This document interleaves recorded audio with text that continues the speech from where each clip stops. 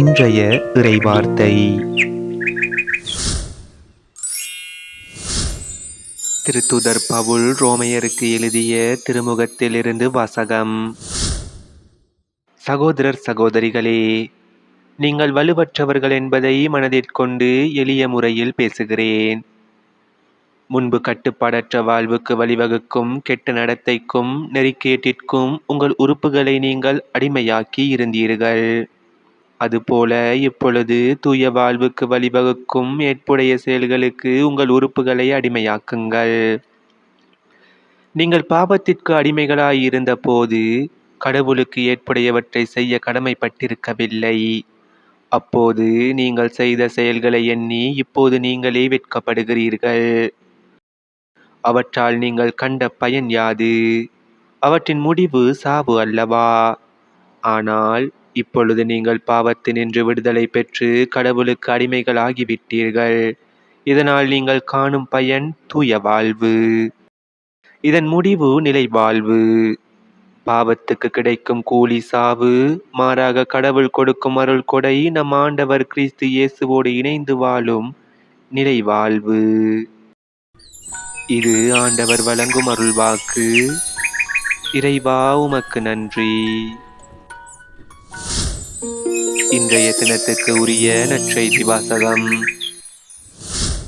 லூக்கா எழுதிய தூய நற்செய்தியில் இருந்து.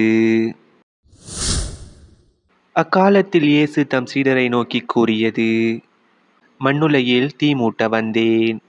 அது இப்பொழுதே பற்றி எரிந்து கொண்டிருக்க வேண்டும் என்பதே என் விருப்பம். ஆயினும் நான் பெற வேண்டிய ஒரு திருமுழுக்கு உண்டு. அது நிறைவேறும் அளவும் நான் மிகவும் மன நெருக்கடிக்கு உள்ளாகி இருக்கிறேன். மண்ணுலகில் அமைதியை ஏற்படுத்த வந்தேன் என்றா நினைக்கிறீர்கள்? இல்லை, பிளவு உண்டாக்கவே வந்தேன் என உங்களுக்கு சொல்கிறேன். இது முதல் ஒரு வீட்டில் உள்ள 5 இருவருக்கு எதிராக மூவரும், மூவருக்கு எதிராக இருவரும் பிரிந்திருப்பர். தந்தை மகனுக்கும், மகன் தந்தைக்கும், தாய் மகளுக்கும், மகள் தாய்க்கும், மாமியார் தன் மருமகளுக்கும், மருமகள் மாமியாருக்கும் எதிராக பிரிந்திருப்பர். இது நம் கிறிஸ்து இயேசு வழங்கும் வாழ்வு தரும் நற்செய்தி. கிறிஸ்துவே, உமக்கு புகழ். இன்றைய தினத்துக்கு உரிய சிந்தனை துளிகள். இயேசு துன்புறும் மெசியாவாக தன்னை அடையாளம் காட்டுகிறார். சிலுவை மரணம் அவர் கண்முன் நிழலாடுகிறது. துன்பம், துயரம், வேதனை, மரணம் எனும் நெருக்கடி நிறைந்த வாழ்க்கை போராட்டத்தில் தான் முழுவதுமாக மூழ்கி திருமுழுக்கு பெற வேண்டும் என்கின்றார். பலருடைய மீட்புக்கு ஈடாக தம் உயிரை கொடுப்பதற்கு வந்தேன் என்கிறார். தீ மூட்டுதல் மற்றும் நெருப்பு தண்டனை தீர்ப்பின் நாளை குறிக்கின்றது.